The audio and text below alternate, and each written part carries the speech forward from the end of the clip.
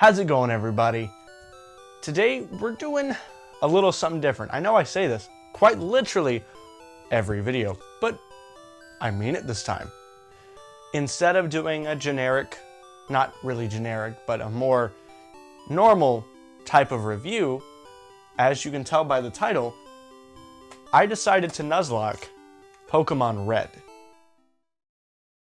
Before we get started with the video, I just wanted to say about 85% of you guys are not subscribed.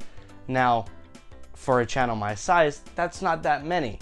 Actually, wait, it is. Because if you look at my Gamer Subs review, there's 2,700 views on that video. And out of that 2,700, you know how many are subscribed? This much. That's it. So, why don't you just go down there, click that red subscribe button. It helps me out tremendously because it helps my ego. And it helps us grow as a community. Also, while you're down there, be sure to hit that like button and ding that notification bell for every time we upload every Friday, unless I'm very, very, very depressed. And on with the video. Now, if you have stumbled across me from my old channel, Ultimate Umbreon, then named Brayden Medlin, first named Pokecard Awesomeness, it's been a long journey. You're here on Pulsewave now, so thank you. That was all I did over there. All I did were randomized Nuzlocks. Now, keyword there, randomized. I quite almost never played the game as it was originally intended. I would always play it as a randomizer, which, long story short, if you don't know what a randomizer is, it's randomized Pokemon in the areas, randomized starters, and randomized trainer Pokemon. Now, you could also go through and randomize the TMs, the items in the field, the evolution stages, which I did once. That was horrible. I would never do it again. And just typings and all of that. You can literally randomize anything. However, this was the first time I had ever completed a Nuzlocke of a mainline Pokemon game with no extra additives on it. It was a lot of fun. There were a lot of times where I was quite literally gripping my chair as hard as I could, worried that I was going to lose the Nuzlocke immediately, like the fight against Gary, or in this case, Babo. My friend Bailey, I had accidentally misspelled his name on the first run that I did of it. When I was originally just going to review Pokemon Red, and then I thought, let's boost the algorithms, let's Nuzlocke Pokemon Red. But in that fight, I didn't have any way of damaging his Charmeleon, because I didn't have any super effective mons, I didn't have my Gyarados yet. For some reason, his AI was so stupid that it didn't use Ember. It had Ember, but it never used Ember. So I was very confused, very relieved. I'm very happy that he threw. But there were other places throughout that were a little challenging, like SSN, because I was so used to the Fire Red Leaf Green version, where there's a healing room. There's no healing room in the red and blue version. So I ran out of PP very quickly. Luckily, I had a decent team at that point. I think it was 5 Pokemon at that point. I might have had 6. Throughout each gym, it was hard. Gen 1 as a whole is a lot different than Gen 2 onward even, because every mechanic that they had in the game was very buggy. Even like this Pokemon Red, the Japanese Pokemon Red, is even more different than the American Pokemon Red, because they really, really, really did not know what they were doing. This was a beta test at best for the Pokemon franchise. Please don't fall over. You're relatively expensive. Being able to have beaten Pokemon Red and Blue in a Nuzlocke format kind of makes me feel better about the Nuzlockes to come, because we are doing more of these. I really did enjoy sitting down and Nuzlocking Pokemon Red again, or playing Pokemon again with a nice challenge, and still the original game, just more challenging. Now, when I started, I wasn't like in the mindset, like when I first picked up the game and decided to Nuzlocke it, I wasn't in the mindset of, oh, I need to do this competitively, because spoiler alert, with Pokemon Red and Blue, you need to think of it in a competitive mindset. You need to know all of their moves. You need to know how they're going to do it. You need to know their levels. You need to know everything. Not so much for later games, but the entire time that I was playing, I usually had the PokemonDatabase.net over on my other monitor because I needed to know what Pokemon Gary was going to have. I needed to know everything because I was worried that I was going to lose Mons, which I did. Rest in peace to all that were lost during battle. I'm going to throw a thing up on screen now because the only one that I really remember was when that Pokemon in Lieutenant Surge's gym committed a hate crime and killed a they-them. And by the way, I wasn't trying to be insensitive with the Diglett name. I was really hoping that it would turn into Doug Trio. Therefore, the they-them name would have been funnier because it was quite literally 3 Digletts, but didn't happen. So thank you, Lieutenant Surge Trainer, for committing a hate crime. But like I said, I really enjoyed the game. It was a lot of fun to go back through Pokemon Red and Blue. Now, yes, once I got Kadabra, or relatively Abra, from the Celadon Game Corner, it became a cakewalk. That game is so much easier when you have a Psychic-type Pokemon because, well, Psychic does not have a weakness in this generation. Bug-type, it was technically weak to, but the only Bug-type Pokemon were dog shit. You had what? Butterfree? Beedrill? Venomoth? What? Come on. They had Leech Life. What are you gonna do with Leech Life? Obviously, in later generations with Pokemon Gold and Silver even, they had Dark-type, Ghost-type, actually became super effective. It got better, okay? That's all I'm trying to say. It got better. But with the way that the crit ratios worked in that game, my Kadabra steamrolled. Yes, his name's Jay. It was supposed to be Jeff, because I was originally just gonna have him a haha funny. My name is Jeff. But I typed in Jay and just went with it, and he turned out to be the MVP of the game. I had him the highest level of any Pokemon on the team almost the entire time I had him because I liked having a Pokemon that was faster, and the fact that crits were based off of speed in Gen 1, I liked that a lot too. With him, the 2 really MVPs for me in the Elite Four and the Champion were Milo, my Gyarados, which Gyarados is just a powerhouse, especially because in Gen 1 he can learn Fire Blast, Blizzard, Hydro Pump, and Surf, but he helped a lot, even though he was a lower level, because of Ice being super strong against Lance. And I always thought that, what's his name? Bruno. My entire life, I thought that Bruno was a ground or rock type Elite Four member. Looking on Pokemon Database, he's a fighting type Elite Four. I was 20 years old when I found that out. 20. But I found it out, and that helped a lot. Those Pokemon really did help me through the battles, and without, I love that, you know, they were my MVPs, but the only 2 that survived from that final team were Jay and the Hitmonlee that I named Pokimane. Now, I'm not going to explain the joke because it would make the joke not funny, but if you know, you know. Like I said, this isn't going to be as much of a review as it was me talking about my experience Nuzlocking Pokemon Red and Blue, but I will give a slight review. If you haven't played Pokemon Red and Blue and you're watching this video, hi, why are you here?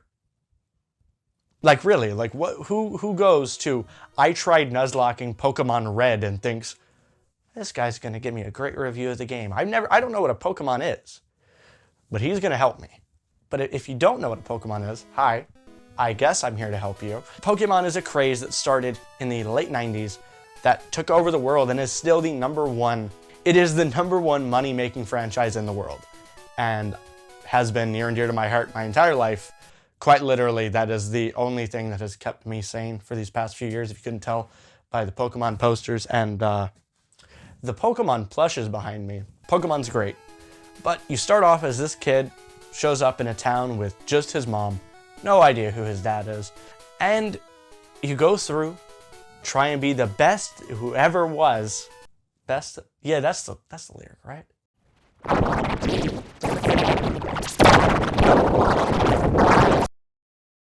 You go through, fight all of the 8 gym leaders with the help of the Pokemon that is given to you by Professor Oak.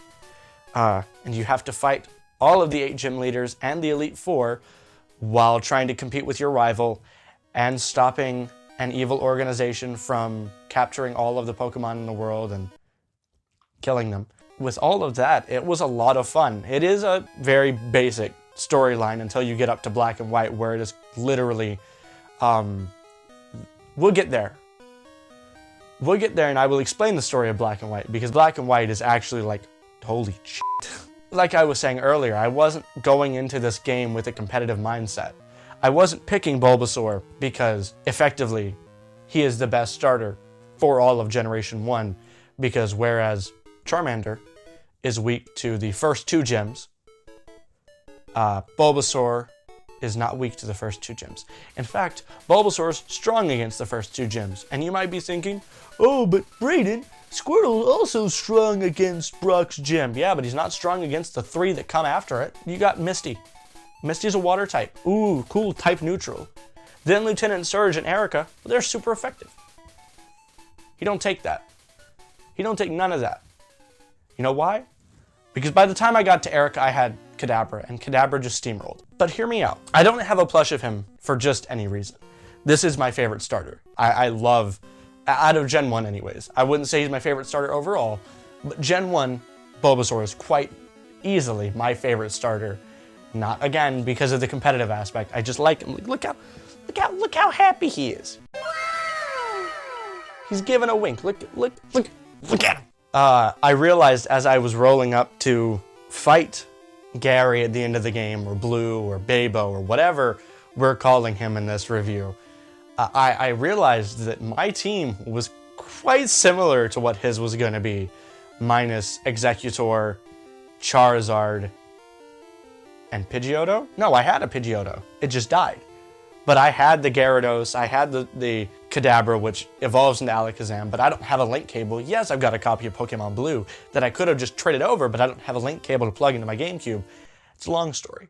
Long story for another day. I probably won't talk about it on another day, but it's a long story for another day. I accidentally brought myself into Gary's team, and for a good reason. Gary had, quite literally, probably the strongest team, obviously, that I fought in the entire game, because he's the last trainer you fight in the entire game. He better be hard. His team was built of the strongest Pokemon in the generation.